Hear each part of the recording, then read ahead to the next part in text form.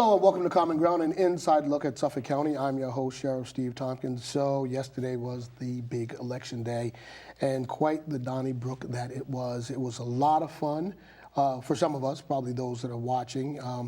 All 12, I think, comported themselves very professionally. It was a good race. It was a civil race. Now we move on to the general.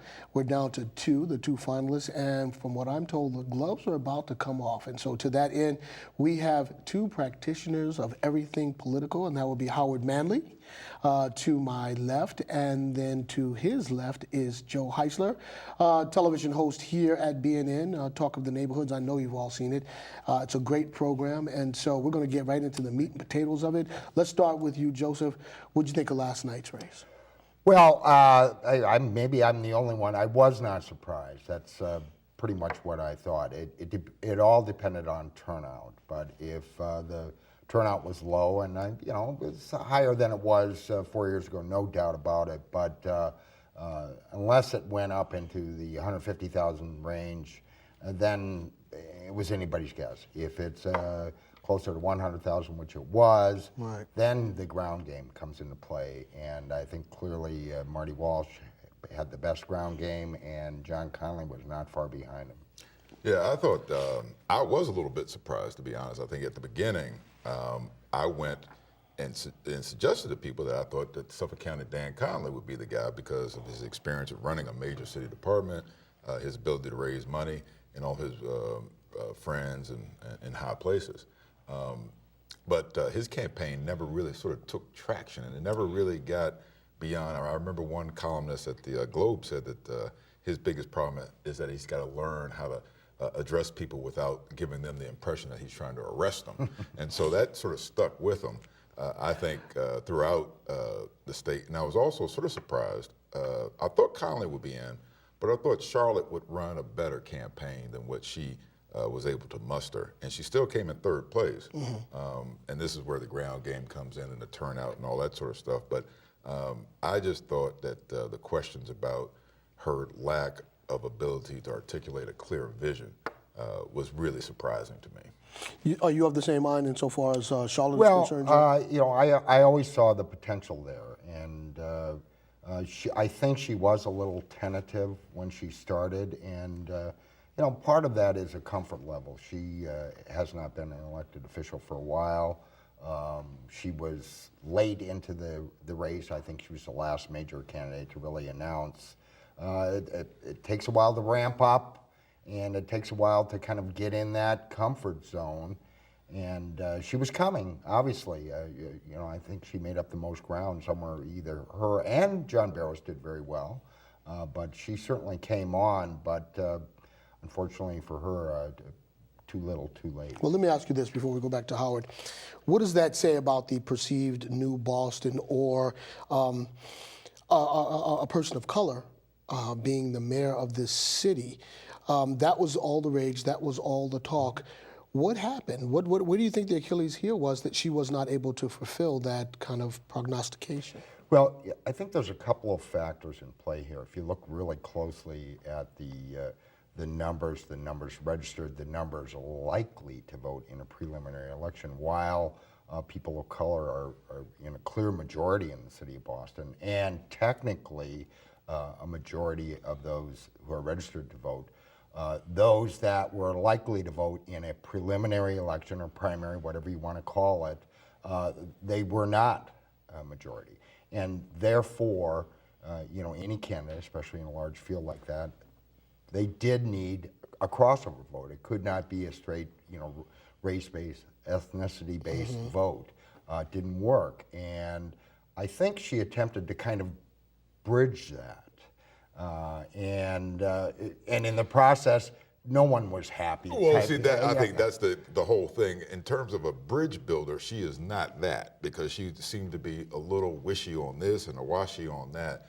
And in terms of having a African-American elected official, I mean, this is the age, particularly in this state, of Deval Patrick, a guy that understood the ground game, was right on point with his messaging, was able to raise the money, and he was able to sort of galvanize people across the state, across races. Charlotte never could really sort of just get off of first base. I mean, she just never could. And again, that burden was a little bit higher on her because the expectations were so much higher, given that this is Hillary Clinton country. I mean, there's a lot of strong women voters that never really in a big visible way got behind her campaign. Well, let me ask you this, and I want to go to that point. Her perceived wards of influence or dominance, my understanding is that they didn't really come out to vote. You Well, know, I mean, that's just it. if you look at Ward 16, 18, 20, where they came out in droves, 12, 14, 13, and a couple of others really didn't represent, as some would say. What do you think what was that all about? Well, that's just it. I mean, if you just look at women, and I haven't seen all the numbers from what wards and all, but when you look at what the job of the mayor is, so there's this vision thing, and then there's this sort of ability to project that you could actually run a city, given all the sort of variables that you have with not only the unions, but the raising the schools and all this sort of stuff. But the thing about Charlotte is that here you have two major appointments coming up, and you didn't know about Ed Davis until the night before. But you got a police commissioner appointment and a school superintendent appointment. Those things, those are two big issues, safety and education. I don't know how she fell short on selling her message on two fundamental issues on that, on a vision level and then a practical level. So listen, I want to go to a quick break, but on the other side, I want to come back and I want to talk about the mano a mano, the Walsh versus Conley, and how that's going to play out. So look, folks, stay tuned. We're going to go to a quick break, and on the other side, we're going to come back and we're going to talk about the top two contenders, and then we'll move down the list and talk about all of the others in the pecking order and how they scored, how they fell in. Please do stay tuned. My life is full of statistics. Thing is, I could have dropped out of school and become one myself, but I didn't because I had people that believed in me. Here's another statistic. 7,000 students drop out every school day. That's one every 26 seconds. It's time that students know that we believe in them. Inspire a student and share your message of support at boostup.org. Hello and welcome back to Common Ground, an inside look at Suffolk County. I'm your host, Sheriff Steve Tompkins. Now, Joe, I want to go to you. Just before the break, I mentioned that we're going to talk about the mano a mano, Walsh versus Conley. But before we go there, did you have a thought about Charlotte and what went on in her campaign? Just that, and Howard mentioned Deval Patrick and Obama too. And there's some thought out there, and we explored this a little bit last night on the show. What someone referred to as a post-racial society, and given Boston's kind of tortured history, you don't know how much that works here. But the fact of the matter is, of course, those of our generation, and you're a lot younger than me, and Howard and I might be a little closer. What are you trying to say? Wait a minute, Joe. Well, go ahead. Yeah, I don't know. That's one joke. Let's just say those 40 and under, right. Race, ethnicity, gender, orientation, isn't so much an issue for them. And while we don't have the numbers yet on what the breakdown was, age-wise, et cetera, it is different. And so maybe that's part of the factor. And then just old-fashioned arithmetic. Let's face it, there were 6 candidates of color, 3 of whom were substantive, I would say, and including Charlotte and certainly John Barrows and certainly Felix Arroyo. And now you start splitting that pie up more and more. Guess what? Yeah. Surprise, surprise. And that's a very good point that Joe was making about the sort of the evolution of tribal politics in Boston. And the one thing, and Mel Miller at the Bay State Banner had written about this, that yes, color matters. There will always be a factor. But really the issues are what people are going to go home and vote for. And so when you think of the black vote, they've, especially in Boston, have voted for white candidates throughout history. And again, Charlotte was unable, and Barrows to a certain extent, but he was not able to get a widespread, again, another traction issue. He had a little momentum. He got a favorite in the newspapers, but on the ground, he really didn't have that organization. So, but no, Boston has come a long way. And that's why it's going to be very important when Conley and Walsh, you're going to see that battleground in communities of color now. And I thought it was appropriate that Conley had an event at Hibernian. That was the ticket that got Elizabeth Warren in office. She ran through the communities of color. And so that fight is going to be a very good one because Conley has got good inroads and Walsh definitely has inroads. And so I'm very, very excited about seeing how all that plays out. What's your thoughts on that, Joe?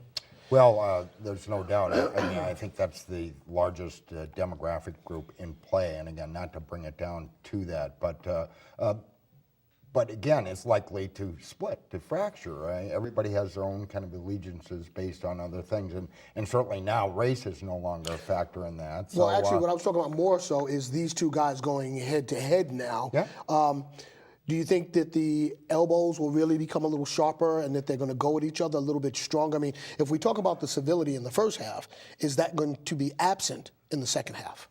No, I don't think so. You think it's still I gonna be really civil? don't. I think there's been, don't get me wrong, they're going to be a little sharper than they were. There's Right. no doubt about it. They Right. need to differentiate amongst themselves, and some of them will be real differences.